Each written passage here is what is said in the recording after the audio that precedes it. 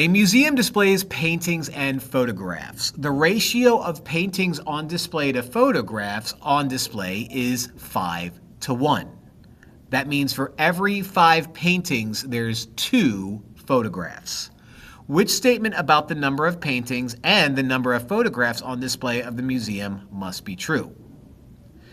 So what this means before I even look at these, if it's 5:2, that means for every 5 paintings, there must be 2 photographs. Now, that would mean if there's 10 paintings, there's 4 photographs. If there's 15 paintings, there's 6 photographs. And I can kind of go along with this pattern. Okay?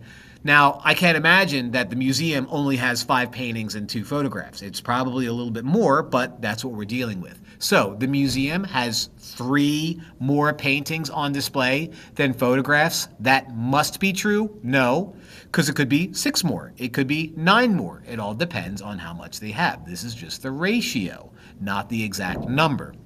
The museum has 3 more photographs on display than paintings on display. That's just wrong and backwards. For every 2 paintings on display at the museum, there are 5 photographs. That sounds good, but it's backwards. It's for every 2 photographs, there are 5 paintings on display.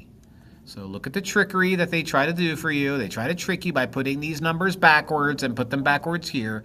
But the only answer that makes sense is D, because you're recognizing that a ratio represents what's called a multiplicative relationship and not necessarily adding, subtracting, and only 5 and 2.